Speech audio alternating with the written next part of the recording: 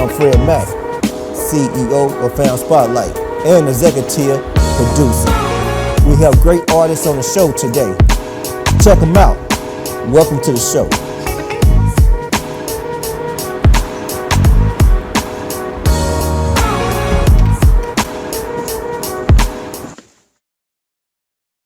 My guest today is recording artist Crucial Conflict. You know them from their hit songs Scummy, Hey, Ride the Rodeo, and the list goes on. So please welcome my guest, my guys, Crucial Conflict to Fam Spotlight. I ain't got with it, man, because the Fam Spotlight TV. I got a group that I grew up on, a group that if you from Chicago, because you know everybody on Facebook all over, but if you from Chicago, you should already know what's going on right now, man. I got one of the legendary groups, man. I grew up on, listened to a lot of Chicago people grew up on. Like as a DJ, we still spinning the songs, new ones, old ones, all that good stuff, man. So like I said, I want to introduce everybody that's on Facebook Live or Instagram, wherever y'all tuning in. Introduce y'all to Future Conflict, man. Say what's up to the people, man. Hey, What's going on, my people and What folks? happened? What happened? Yeah, Peace definitely, and man. And I see, the way we wanted to do the interview, we had to switch it up due to this virus, whatever is going on out here. And just the fact that we can still come together regardless of the situation, and we can just, get more in depth about who y'all are, you know what I'm saying, about what y'all got going on and everything else like that. But one of the first questions I want to ask y'all really is, what are your thoughts on this coronavirus? Well, this cold hard, man. I'm gonna say it's sad and it's tough. You know what I'm saying? Because it's putting a lot of wear and tear on families, and it's also bringing families together and putting people closer to in the same such. You know what I mean? But it's sad that jobs and things like that is being hindered. You dig, and the elderly are passing away, the young are passing away. It's just sad that we have to be murdered because of something the president felt like doing. You know what I mean? And that's really what I got to say about it. It's sad that we're being murdered. Yeah, us humans, we're being murdered because this is a known disease that was known to destroy a man, but a man had possession of it and had it contained, but released it again off of whatever kind of obnoxious, endeavor, however he felt, you know what I'm saying?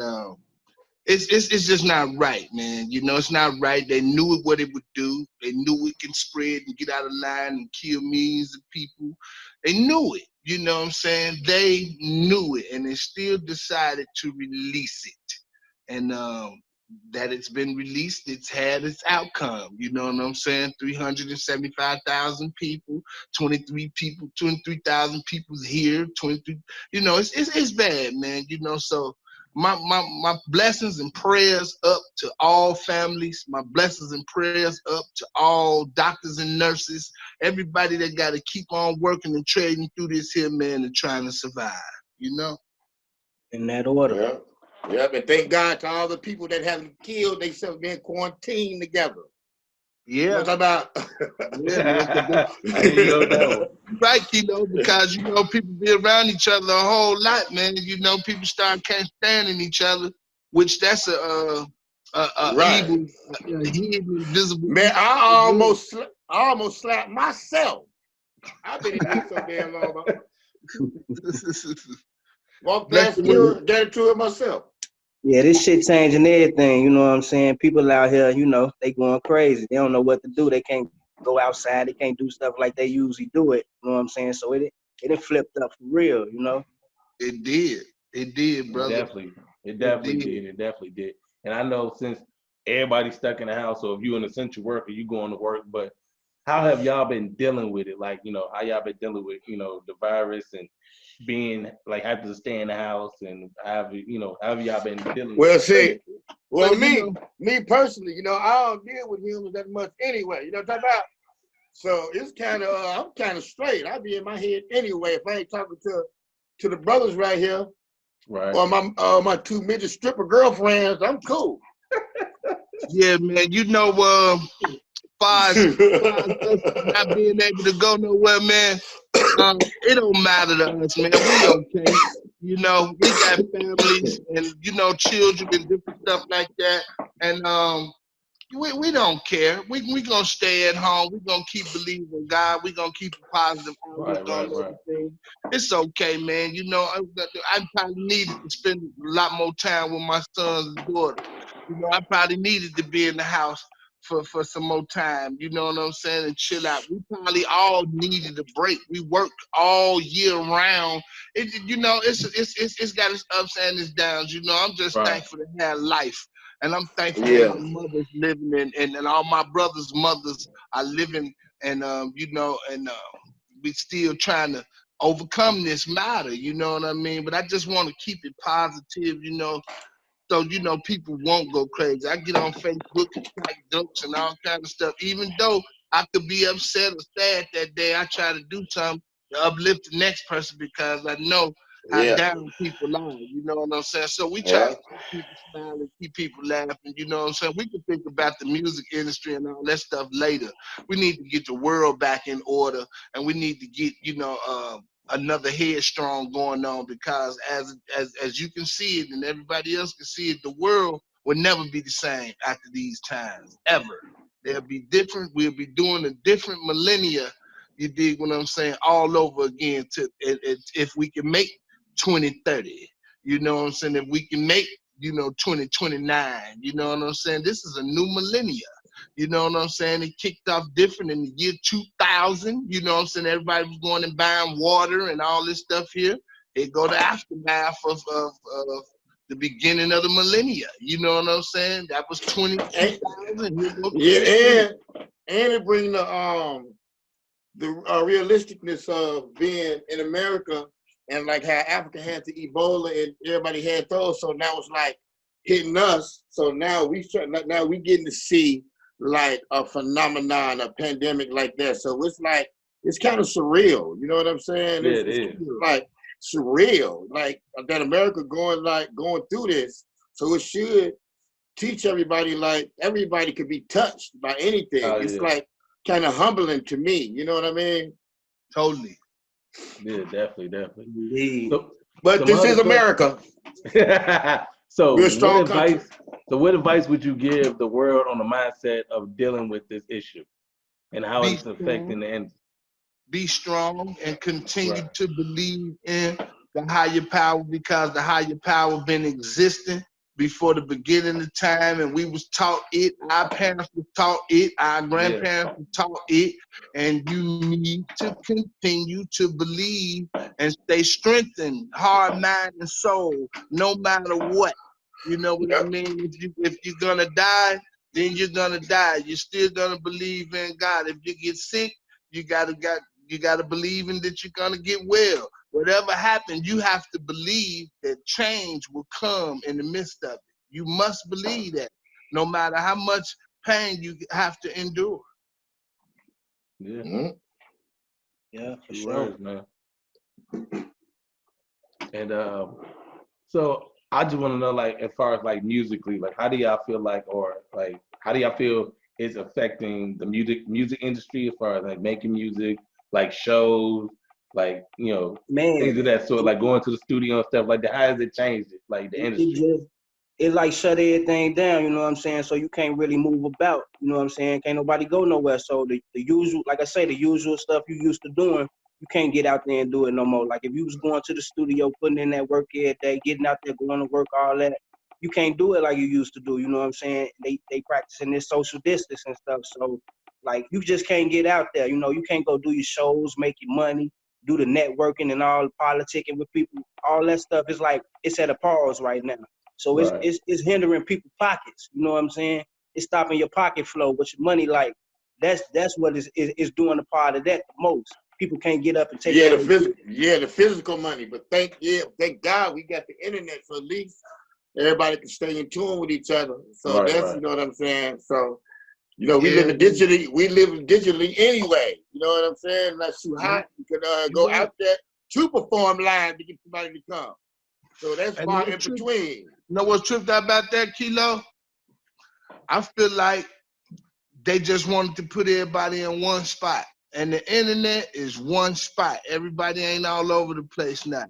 And the main people that's hurting from this is the entertainment world, boxers, you know, UFC fighters, skaters, the hockey players, baseball players, football players, basketball players, rappers, actors, you know, singers. You know, everybody that's in the entertainment field is feeling it another kind of way because this is our way of life. This is our way of life, talking over music. You know what I'm saying? Faster talking rather, or in rhyme formation or whatever. But this is our line of living, and this has been taken away. NBA games has been taken away. Figure skating has been taken away. You know, the Olympics has been taken away. Football, you know, has been taken away. Basketball has been taken away. Boxing, UFC, all the things that entertain. Church out the picture. They ain't even took church out Right. the That's a real. Hey, don't the church supposed to stay in there and show the people The faith? doors of the church are always supposed to be open. No, they said, That's what I not thought. this time. They said Jesus stopped at Illinois. Yeah, man. Now they got the pastors getting on Facebook and preaching the sermon from out, and he in the church by himself. Everybody can't sing the church song over the internet at the same time. It's gonna sound tripped out. Right.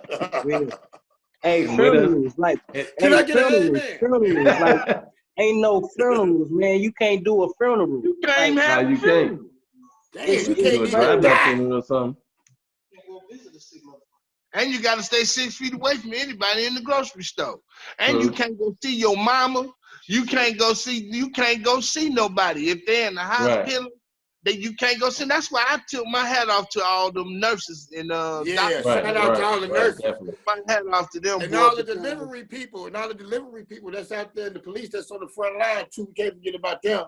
Oh yeah, definitely can't. You know what? The police live on the front line. That's their life. I ain't got no pity for them.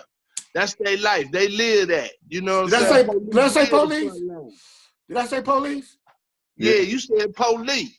Oh, well, my cousin the police, so fuck all the other ones then. Hey, look, my cousin the I'm just police. kidding, y'all. My I'm cousin just the kidding. police, man. But police see blue.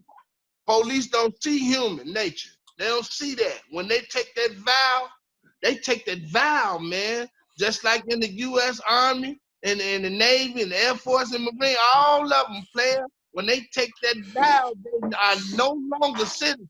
They belong to the government, Jack. You dig what I'm saying? And when you belong to the government, Jack, even if your mama out there sitting on the floor, you got to go out there and cage the neighborhood up. If they say go cage the neighborhood up. Right. You can say, man, my mama over there though, man. So, Yeah. but my mama over there, my grandmama and them too, bro. I got family all up through that. That's not what you're here to do. You signed up with us. So you do what we say do. It's like child soldiers overseas, man. They come snap you up at 12 years old. You know what I'm saying? They'll make you whack your mama and daddy right there in your face. So you just won't care about nothing no more. You know what I'm saying? So let's just leave police out of this. What I'm saying? Yeah, we gonna talk about all the people that's really helping people. The fire department that's going to put out them fires.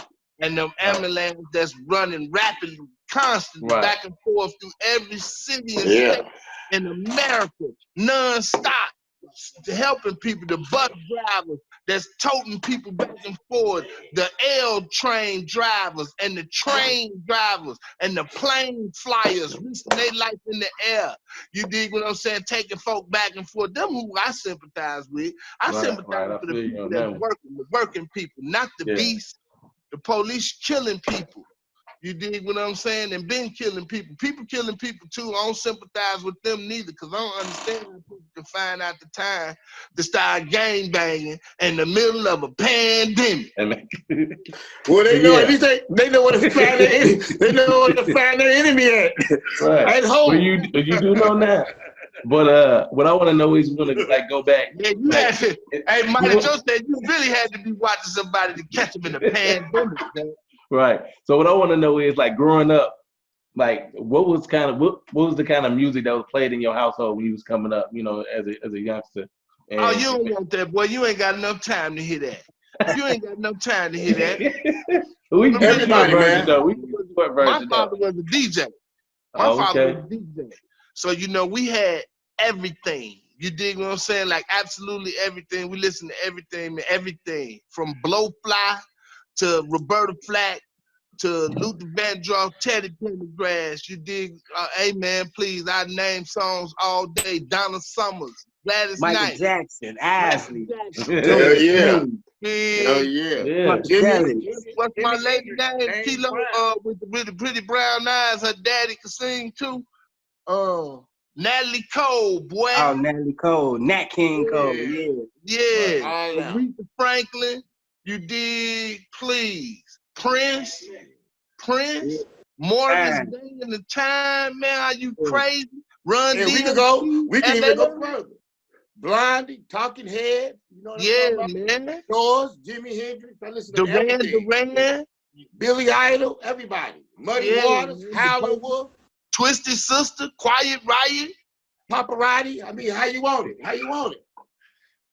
But yeah, David Bowie. yeah, you can go all day with that. It's like music, like there's no like one or two different genres. Like, everybody listen to almost everything coming up. If you didn't, then you know it's just your preference. But preferably, mostly everybody listens to everything.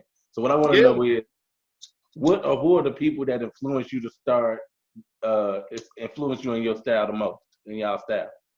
You in our style or us individually? In y'all style, how y'all, you know, how y'all put songs together, how y'all flow together, the whole nine. I ain't gonna lie, nobody did, because we invented the style we was rapping. We invented it. You know, we was fans of all those people that came before us. Everybody who came before us, we were fans of theirs. You know, like it's too many to name, so I'm gonna say everybody was fans of ours, but we were fans of theirs. Right, when we hip hop, came up gangster with- rap, all that. Yeah, everybody. But when we came up with our style, because we were trying to be different from what was out at the time. And at the time, Snoop Dogg and them ran the world. Snoop Dogg and the Wu-Tang Clan ran the world. And 95, 94, 95, 96, that man, they was in the dough. You know what I'm saying? And we was trying to come different from that. You know, and different from Tribe Called Quest, and different from Eazy-E and them, you know, same Right. Hey, you had to be different. style. You had to be different coming from Chicago anyway. Right. We ain't had we had house music, you know what I'm saying? We ain't had no We hip hop used that too. platform. Yes, sir. Yeah, We definitely. used that too, and we never. Yeah. And what were some sacrifices y'all had to make to be successful in the music industry? You know what? You just staying busy. That's the only way. If you're busy, you can't be out there. You know what I'm saying? Keep it moving. Hey, but we left a lot of stuff alone to do this music. You know what I'm saying? To dedicate ourselves fully to just like trying to be a force up in this music business and the hip hop and all of that. Like we put a lot to the side. Like I left school in my last year in the 12th grade. I ain't even go across the stage, none of that, to go record the album, to live in the studio, to be that. You know what I'm saying? Like we was in there for 2 years straight. We left the streets. We ain't even go outside. Like we ain't know if it was day or night. We ain't know if it was day or night. That's just that grind. That's that grind. Hey, you right, Kilo. You right. We ain't know if it was daytime or nighttime because we ain't had no windows. We ain't had no windows. We was in the barn for real, Jack. Yeah, time would have flew fast. That's what I say. We stay busy. You stay busy, you can't do nothing wrong. Yeah, because Wild to get on them beats, man. And he'd be so concentrated inside them beats, and then we be hypnotized by the sound, and we can't leave it. You know, you can't leave it. You cannot leave it, man. And we had one light, you know what I'm saying? a keyboard, an MPC 60, and 2 speakers, and a Moog board. And we stayed in that room. Our heat wasn't on or nothing, you know, and we didn't have nothing to eat or none of that. We ate chips and smoked weed and did rap. And made Final Ticket one swoop. Made Final Ticket one swoop. Yeah, talking about That's what's up. talking about going hungry, boy. Going hungry was for real up in that boy, just grinding it out, making the music. We was hungry for real. Until the springtime came. When the springtime came, it started getting good outside, and you know, the light came on, and you dig, and the music started getting advanced, and we moved upstairs to the big room. And then the church. And then we became the church. Right, right. Yeah. So, what exactly were your marketing strategies as far as like pushing y'all music, promoting it? You know, what were some of the strategies? You know what we did? We went to all the magazines, Source and all that stuff, and we just put a black page. It rises in the east, it sets in the west, it highs points in the middle. We ain't show our face or nothing. We just built the anticipation up. And once we did, don't forget, we sent them EPKs. Right. Then we sent EPKs to all our in-stores. We had like a wood barn with straw and weed pipes and lighters and everything. We sent gifts. And then, you know, we had an electronic press kit of us showing our way and how we trying to do it and telling everybody. You can look it up. It's on YouTube. It's a Crucial Conflict EPK. You know, it shows how we began and everything like that. You know, Fab Five Freddy, out of all the labels that we had, you know, seen and everything. Everybody came to see us. We ended up riding with Palace Records, which was Fab Five Freddy, Roy Kamir, and this Japanese guy named Mr. Masu. We partnered with them because, you know, we had our own label, Raw Dope Records. And at the time, you know, we were just booming, man. You know what I'm saying? We were trying to do everything we could to get the attention from everybody. We started off in Death Row. Don't nobody know that. We went to Death Row first trying to get in. Man. Yeah. That's we real was right down there. there in 94, down there in Death Row. In 94, yeah. Yeah, man, we got cool with everybody in the Death Row. That's why we roll with DJ Quick so hard and people like that, and Snoop Dogg. You know what I'm saying? Snoop Church. He got that from us. You know what I'm saying? We the original Church. You feel me? Hey, but Universal Records, you know what I'm saying? They was our distribution company, so like they put a lot into it anyway. I mean, they used a lot of our money to do it, but they pumped us out there, you know what I'm saying? Put us all on big billboards, bus benches, and they was doing a lot on the marketing side. And we was hitting the town. You know, we were doing them in store. We were doing them in store. Right. We were going to touch the people. See, now they just hit one thing. Man. Now they can hit one button and go straight through everybody. You know what I'm saying? They got some meat and potatoes though. Yeah, it's all different now. You can push the button and get where you want to go. Yeah. Now, if you push the button, and then you only got 100 likes, you got to do something else. I'm telling you, 1,000 likes ain't good. Now, if your mama don't hit on your shit, you know. Right. Hey, man, in-stores was the best, man, because you got right in touch with the people. People could come up to you, shake your hand, you sign your name on the thing, you know, but times got bad. People wanting to start shooting rappers and things of that nature. You know, not to say that we ever had problems, because we didn't. We had a great time all around the world, man. We had a great time, you know, going to different places. But we seen every aspect of ignorant that you could think of around the world, man. You know what I'm saying? And it wasn't always green on the other side, man. I'm telling you. You get in one of them places, man, and nations from your own neighborhood or be way over in Albuquerque, New Mexico somewhere, boy, and you wouldn't know how you got all them people over there in your VIP, and you wouldn't know, man. Chicago, one thing about Chicago is everywhere. From Seattle, Washington, down to Savannah. Everywhere, man. Everywhere. And we went around the world. Yeah. So what I want to know is, what was your workload like from writing to booking and to performing? Like, what was the workload like? How did y'all distribute that amongst y'all as a group, like, as far as writing songs, booking shows, and like, you know, performances and stuff? Well, Team, we always had a team. we had a team. Yeah, we had a You know what I'm team. saying? Yeah, we can never take all the credit for it. You know what I'm saying? That'd be some sucker duck stuff. You know what I'm saying? We had a team. You know what I'm saying? At the time, you know what I'm saying? We was partnered up with two guys. You dig what I'm saying? And one of our brothers was handling the forefront. You dig what I'm saying? And doing all the business. And you know, we had a couple of females that was helping out as well. You know, we had a scout by the name of Doug Sims, man. Like we used to call him the Pit Bull because he'll jump out there and he'll find the shows for the right kind of money, and he'll cuss you out for not wanting to pay us a certain type of money. You know what I'm saying? And we want 25,000. Yeah. 25,000. Yeah, just 25,000. You don't even worry about it. You ain't got to call back or nothing. You know.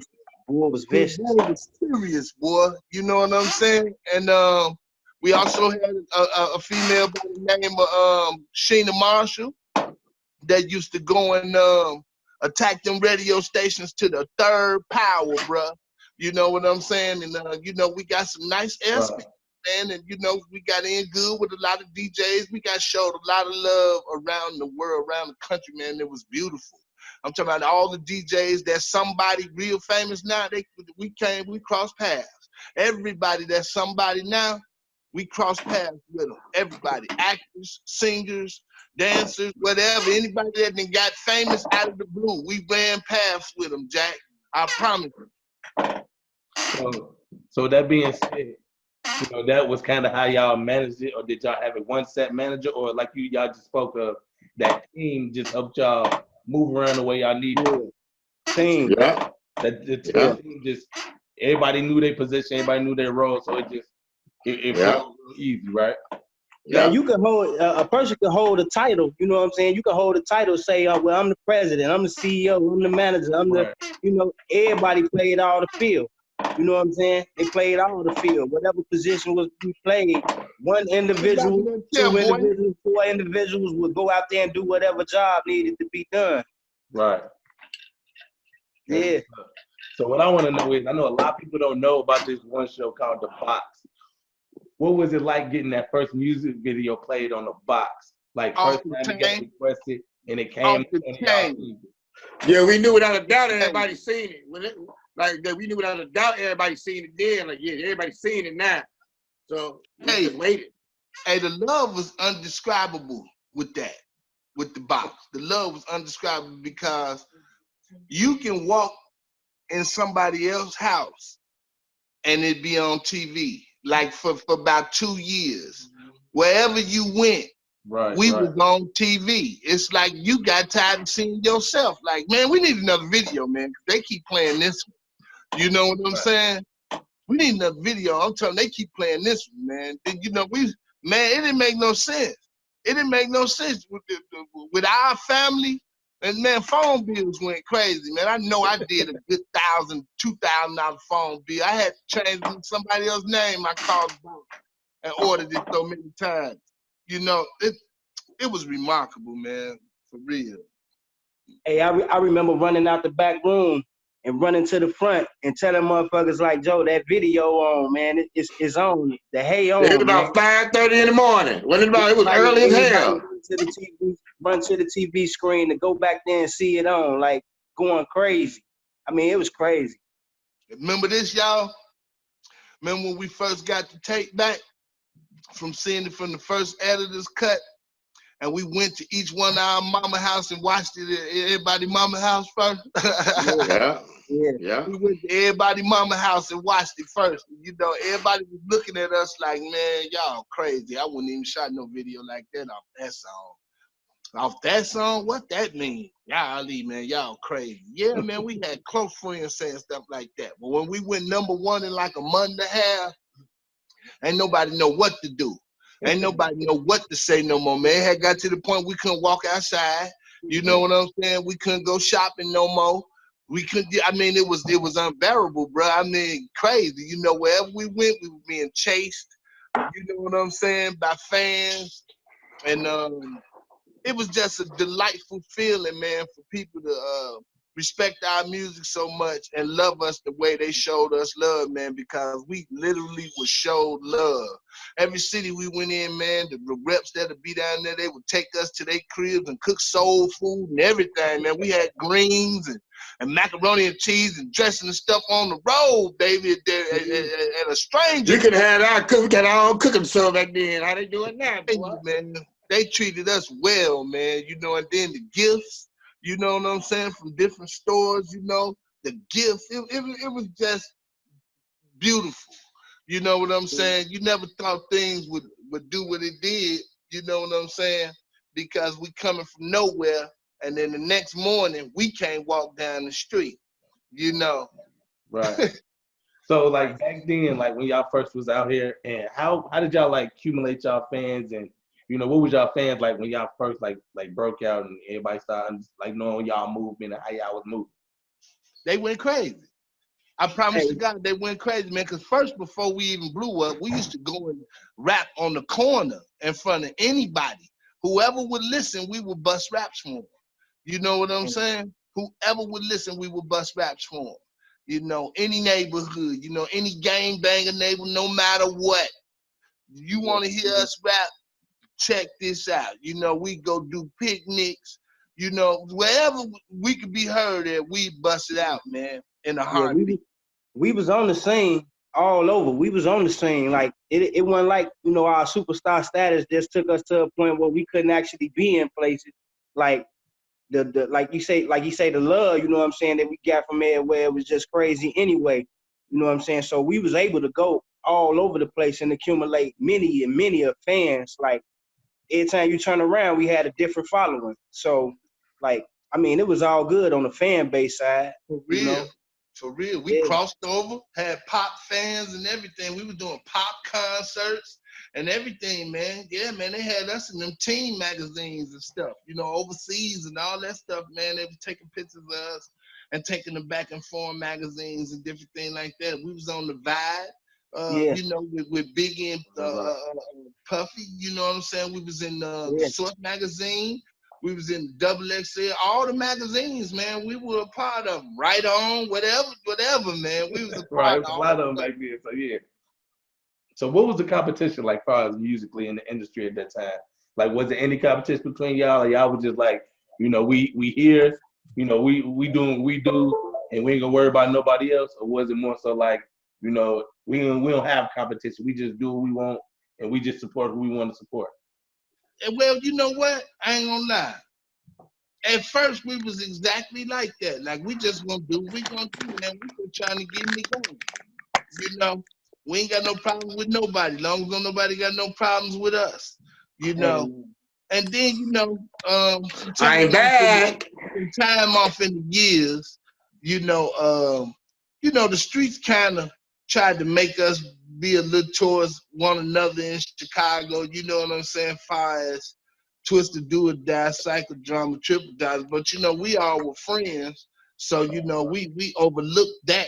And, you know, like off in 97, 98 or something, you know, we had a small little beef, because I'm gonna call it small. It could have got somewhere else and it didn't, you know, with Bone Thugs and Harmony, you know what I'm saying? But the streets made that stuff happen, man. You know, it was never us as the groups, because we all know each other now, you know, and we became quite close. We done toured together and everything. Together and everything, man. You know, it was just the streets. The streets always beefing you up, and then, you know, we young, don't know how to listen yet, don't know how to understand stuff yet. So, you know, we kind of drew off up into it and said a few diss records back, but other than that, we left it alone and got back in order and got back to doing what we do, man, you know, because it ain't no sense of beefing. It's boring anyway, you know what I'm saying? And then, you know, competition, ain't no such thing, man. Everybody know how to do what they do. You know, if you selling records and I'm selling records, we can't even be in competition. We both selling records, man. It don't matter who sold the most. Right. So one thing I want to ask you is, like, what was your first like big break when y'all like finally felt like we arrived, or like we in the building, y'all know who we are? What was that first big break? Man, I would say like you know, like our first time like really hitting the scene, like we said back in the day, like we was in 94, we was in the year 94, we was down there with Death Row and around all of them when they was first starting it, like just getting in the atmosphere of being closer and closer to celebrity status and closer to actually producing a record and being around people who produce records and sell records and the whole world know them and stuff like that.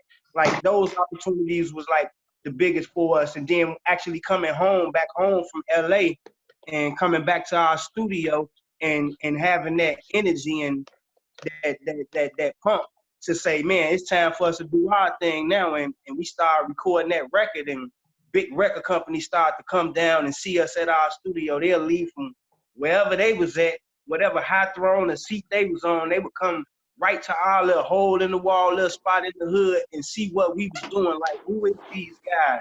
Like, that was like the biggest opportunity right there. And we finally landed, we got our deal just like that. That was the biggest, like, that was the breakthrough right there. It's on that EPK too. It's on that EPK. You can put it up on YouTube, Crucial Conflict EPK. You can look at all that stuff. And everybody was in the house on there too, man. Twisted Do It, that Psychodrama, Triple Dog. Everybody was in that room that night. You know what I'm saying? When we got our glow going, everybody was in that room, man. You know what I'm saying? So it was a burst of energy from everywhere, man. You know what I'm saying? All the brothers was in the house. You know, then a lot of people from the hood was in the house. You know, we felt like we was somebody big anyway. We felt like that. We had that type of vernacular, man. You know what I'm saying? We thought we was somebody. Because when we formed the group, everybody was like, "Dang, y'all in the group together now?" So it was like we was all hood fabulous. We was all hood fabulous from our neighborhoods anyway. You know what I'm saying? Quote unquote neighborhood. I ain't gonna say gangs and stuff like that. Yeah. All right. So what would y'all say? Like, I know everybody like has their favorite Crucial Conflict song. I know when I DJ, I know Rodeo is one of the joints that get everybody going crazy. But for y'all, what is y'all? I know everybody got different opinions, but what is y'all say y'all biggest song to date, or even just y'all favorite song making? Man, I don't even know because you know, Hey might get the title because it's it did what it did. You know, it was a more commercial success. You know, Hey got the most commercial success, but you know, when you look at these royalty statements, man, you see like the album playing in different countries around the world, man. It's a song playing in every state and country in the world. You have Trigger Happy Bitch being on the charts on the radio over in Singapore. You did, and then you had Tell It to the Judge doing the fool over in Seattle. Then you had Just Get My Money clowning down in California. Then you have some over in Africa, to the left, you know, being played over in a certain part of Africa. You know, it's crazy, man. And then you see your stats from the inner city, you know, with different songs getting played at, man. You keep seeing the whole album. It's like the whole album been getting played for years and years. And I just got to looking at a royalty check, and you know, this one was from Japan. You know what I'm saying? It's just crazy, bro. How I still do it all these years later, man. And people listen to the whole album and use it for family parties and all kinds of stuff, man. I ain't got no favorite song, man. I think it's all the songs we did is my favorite. Ride the Rodeo. I think Ride the Rodeo, Ride the Rodeo, like Al Green in Chicago everywhere. You know what I'm saying? That's like playing like Michael Jackson. Right. You know what I'm saying? Yes, sir. Yes, sir. But thank God for that, because it's hard. These humans don't look at stuff that much. You damn near got to float for people to like you now. Hey, that nigga ain't floating. You know what I'm saying? That's a little noise. So, like, with this present day of music that's going on right now, like, what's the difference from marketing now in the process of marketing now than it was back in the day? Like, how would y'all feel like marketing now? Now, like I said, now you don't got to do nothing. You don't got to have no street team. You ain't got to go see nobody. You ain't got to market. You ain't got the button. Make your website, put it up there. And if only 3 people hit your shit, you need another job. You're right though. That's real talk though. That's real talk. Hey, back then it took a while for them to not. Back then it took a while for them to not know they like you, to know they didn't like you. Now they can like you not like you in 5 seconds. Yeah, it took 5 months. Like, maybe you don't like that nigga. Now they just hit it in one squat. And then back then you had a lot of different genres of songs. All the songs the same way now. You know what I'm saying? You think you didn't listen to one song the whole night. You dig what I'm saying? That's because all the songs sounded like back then you had a diversity of music, man. You had your slow, you had your mid-tempo, you had your fast, you had your dance music, man, you know. And it's like they just cut dance music all the way out the thing. You know what I'm saying? And that's what really get it cracking. Dance music. That's what do it. They just turning up. They turning up now. You need to turn up. Right. They definitely is. So my thing is, how often do y'all create music? How often do y'all get in the studio, create new music? Man, we got about 6,000 songs. I got a studio. I live in the studio. You know what I'm talking about? It's so many songs. It's so many songs like that the world never even got to hear that Crucial Conflict, man. Like we done made record after record, like just staying in the studio for so long and just making a song every other hour. Like it's just so much material that like it's songs that people be like, where that song at? The song on Belly, like the song on Belly, Swell Up. You know, people want to know, like, damn, where can I find it? Well, you know, where it's at? Like, it just was on the movie. Like, we just got so much material. It's crazy. Like, we shouldn't have to record another song for the next 10 years. We was already 10 years ahead. We were 10 years ahead of ourselves anyway. Yeah, we really ain't got to record another song for 10 years. That's how much material we'll drop some shit we laid 5 years ago and fuck everybody up. Yeah, real talk. That's our deep. shit banging. Straight up. You can tell your mama and your TT that. Badass kids. And them badass kids. What are you talking about? My fault. Yeah. So what are some of y'all current goals? TT Like, what's some of y'all current music goals right now? Merchandising, clothing. I think never we're gonna start doing, man. Never, you know, he the coldest at cutting clothes, you know what I'm saying? Never cut clothes. You know, all that. Everything. Yep, and I design. Hell yeah. I shoot videos as well. You dig? Yeah, I took the time out. I took the time out to go to school while we was doing this shit for 5 years. I went to school for visual communications and design and, you know, all that, the video shooting, the photography, you know, the paint, the album covers, you know. Right. I did a little bit of that, you know. I got a sewing machine. I'm fluent with it. You know, I know how to work with it. And that wrong. I just, you know what I'm saying? I just pimp. You know what I'm saying? But I'm just playing. No, we just always work. That's what you know what I'm saying? You know, we never stopped doing shows. Crucial, man. Never, ever. You know, Wild Style gonna be tucked in that laboratory, man. You always know what I'm saying. You know, people might not see Wild much, man, but just because you don't see him, man, don't think he ain't with us, man. You know what I'm saying? We together. You know, no matter what it is, just because people don't see him like they see us, you know what I'm saying? Because they really don't never see never either. You know, never the real shadow. You know what I'm saying? To stand on the, you know, me and Kilo kind of get out a little bit more and move around a little bit more, but you best believe when Wild call and say, hey, man, we got a rocket over here. Let's go to space. That's exactly what. Like our new song we did, Olay. Like our new song we get out now, Olay. That was Lickety Split. You know what I'm saying? Yeah. Definitely. That's like me as a fan of y'all, I've been a fan for y'all for many years, man. Like I said, anytime y'all cut anything, I'm definitely like on top of it, listening to it. Like that Olay, man. That's something that when I first heard it, I was like, see, this is that type of music I need. And me as a DJ, that's something that I love, that artists like y'all continuously do what y'all do. And They're having fun, man. right, I'd rather do a fun song than a killing song any day. right. And I want to know how y'all fans like today? How do they receive y'all? And like me, I know I'm a fan of y'all, so it's like it's a blessing to be sitting right here with y'all. Are we doing this Skype and me get to interview y'all? But how like y'all fans when they see y'all and how they greet Man, stay still. Every time people see me, to this day, they go, "Hey, now, hey, I'm so to this day." Yeah. You know, and he not To lying. this day. He ain't lying.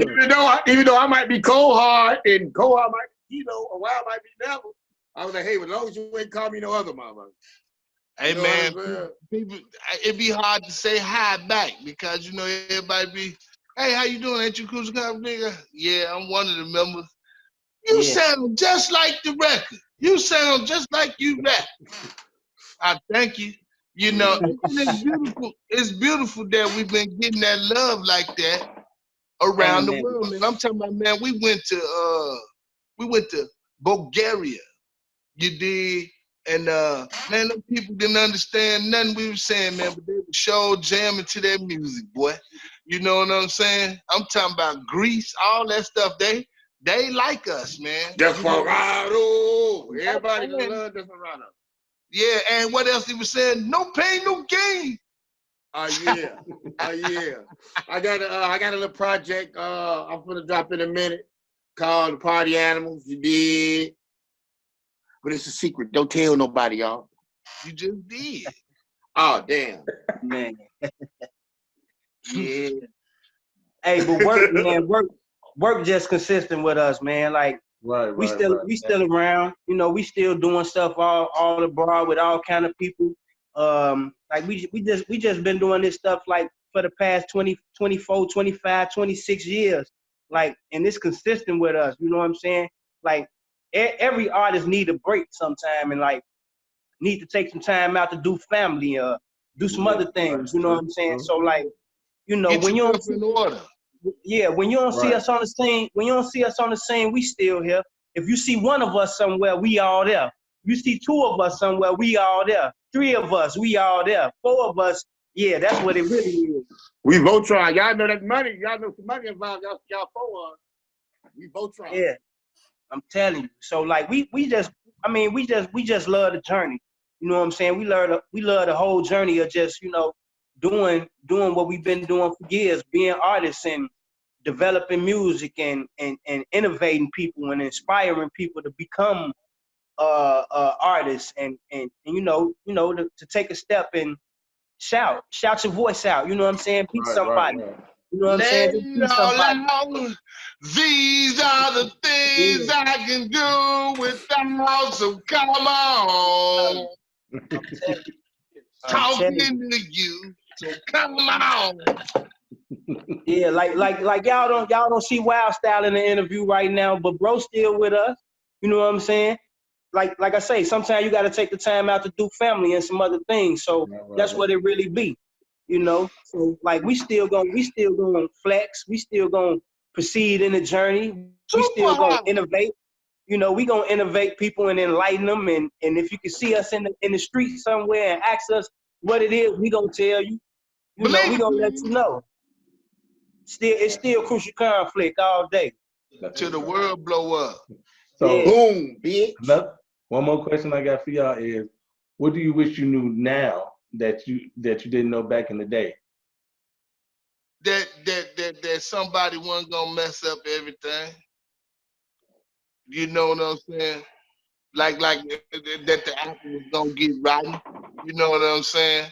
Like, you know, you don't expect for no bad things to go bad when you're doing good, man. But you know, sometimes everybody that's on the team don't know everything to do. You know, it be brand new to everybody. You know what I'm saying? So new things is new differences in life. You know what I'm saying?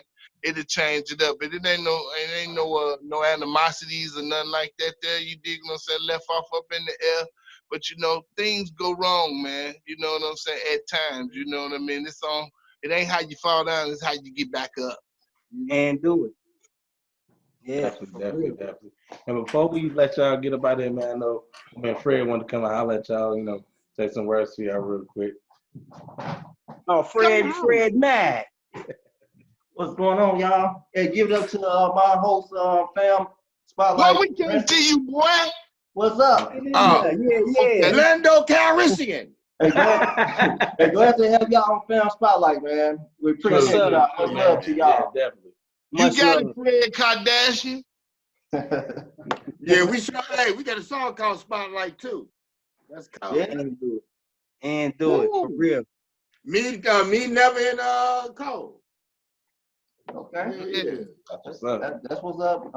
Once again, I appreciate y'all for being on Fam Spotlight and much love. Boy, you over there looking like Young Jeezy, boy. What's wrong with you, man? How you sit down Fred so? Mack. Get the lights, cockroaches everywhere. We'll be hollering back at y'all in a minute. I love. That's love. Appreciate y'all, man.